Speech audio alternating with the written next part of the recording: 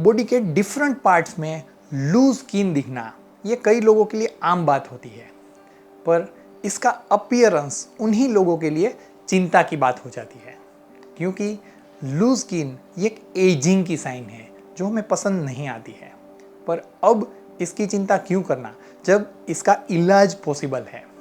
Friends, आज के modern era में ऐसी बहुत सारी मॉडर्न ट्रीटमेंट्स हैं जो लूज स्किन को इफ़ेक्टिवली ट्रीट करती है, और आज के वीडियो में हम जानेंगे इन सारी ट्रीटमेंट्स के बारे में। फ्रेंड्स, आप मुझे कमेंट बॉक्स में बताइए कि जब आपने अपने बॉडी पे सबसे पहली बार लूज स्किन देखी, नोटिस की, तब आपने क्या सोचा था और इसके लिए क्या किया था।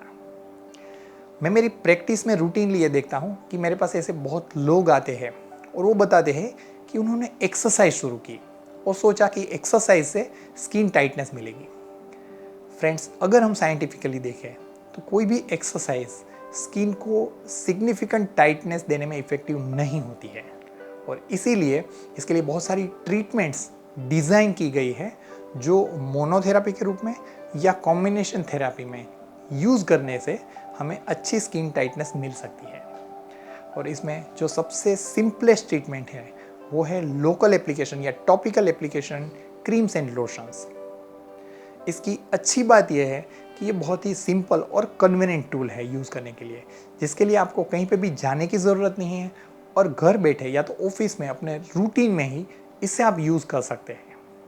पर इसकी लिमिटेशन ये है कि इसकी एफिकेसी बहुत लिमिटेड होती है और इसकी जो रिजल्ट्स है वो पर्सन टू पर्सन वेरी करते हैं, इसलिए उसके जो रिजल्ट्स है वो डिफरेंट इंडिविजुअल्स में यूनिवर्सल या यूनिफॉर्म नहीं होते हैं।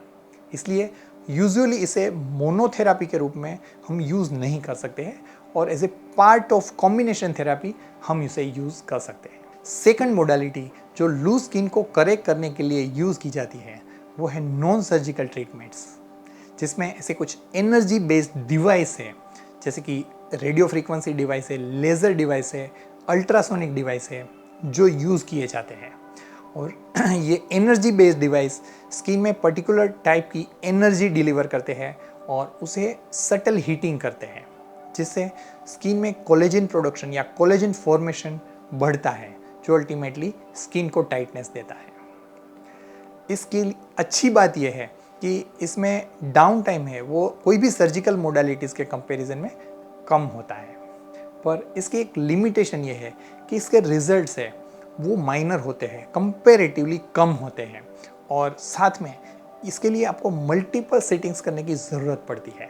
सिंगल सीटिंग में इसके रिजल्ट्स है वो इतने अच्छे नहीं मिलते हैं।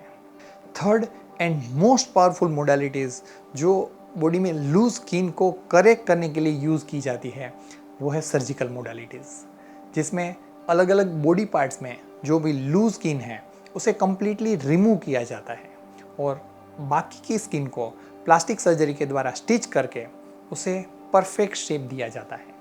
और जब डिफरेंट बॉडी पार्ट्स के लिए ये यूज़ की जाती है तब उसे अलग अलग नाम से जाना जाता है, जैसे कि जो प्रेगनेंसी के बाद या वेट लॉस के बाद जो टमी में जो लूज स्किन है लोअर पार्ट में, उसे टाइटनेस देने के लिए जो सर्जरी परफॉर्म की जाती है, जिसे टमी टक सर्जरी कहा जाता है, जिसमें लोअर पार्ट की स्किन को कम्प्लीटली रिमूव किया जाता है और अपर स्किन को लोअर पार्ट में स्टिच किया जाता है, अम्बिलिकस को रीडिज़ाइन किया जाता है। जब लूज आर्म्स को टाइटनेस देने के लिए जब यह सर्जरी परफॉर्म की जाती है उसे ब्रेकियोप्लास्टी सर्जरी कहा जाता है, जिसमें जो मैसिव वेट लॉस के बाद जो आर्म्स में लूजनेस आई है या एजिंग के साथ जो आर्म्स में लूजनेस आई है उसमें से ये जो बैक ऑफ द आर्म्स की जो स्किन है उसे कम्प्लीटली रिमूव किया जाता है और जो रेस्ट ऑफ द स्किन है उसे स्टिच किया जाता है और आर्म्स को अच्छा और टोन्ड अपीयरेंस दिया जाता है। जब थाइज में इसी तरह की एक्सेस लूज स्किन है तब इनर या आउटर पार्ट से जो ऐसी लूज स्किन है उसे रिमूव किया जाता है और उसे स्टिच करके थाइज को अच्छा शेप दिया जा सकता है। कई बार ऐसे केसेस में अगर इसके साथ एक्सेस फैट एग्जिस्ट करती है तो ऐसी एक्सेस फैट को भी हम साइमल्टेनियसली रिमूव करके इसे परफॉर्म कर सकते हैं। कई बार मैसिव वेट लॉस के बाद पूरा लोअर बॉडी काफ़ी लूज हो जाता है और ऐसे केसेस में ये लूजनेस को करेक्ट करने के लिए लोअर बॉडी लिफ्ट प्रोसीजर की जाती है। ये जो प्रोसीजर है, इसकी अच्छी बात यह है कि इसके रिजल्ट्स है वो ड्रास्टिक या तो ड्रामेटिक होते हैं, मिरेकुलस होते हैं, जो और कोई भी मोडालिटी से अचीव नहीं किया जा सकता है। और दूसरी बात, इसके जो रिजल्ट्स है वो इमीडिएट होते हैं। इसके लिए आपको मल्टीपल सिटिंग्स करने की या तो महीनों तक वेट करने की ज़रूरत नहीं पड़ती है।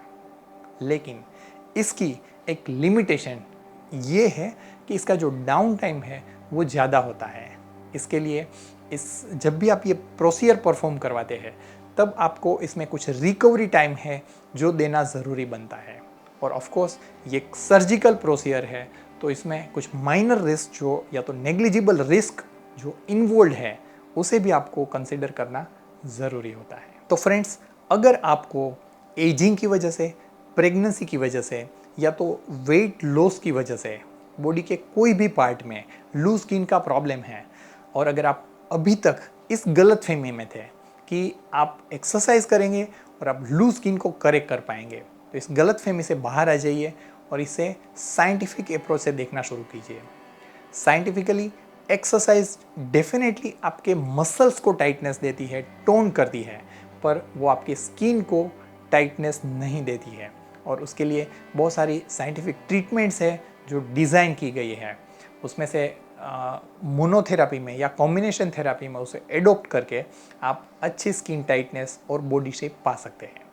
और इसमें से कौन सी ट्रीटमेंट मोडालिटी है जो आपके लिए बेस्ट है, आपके एस्थेटिक गोल है वो अचीव करने में आपको हेल्प कर सकती है, वो जानने के लिए आप एक्सपर्ट और एक्सपीरियंस कॉस्मेटिक प्लास्टिक सर्जन को कंसल्ट कीजिए और उनका गाइडेंस पाइए।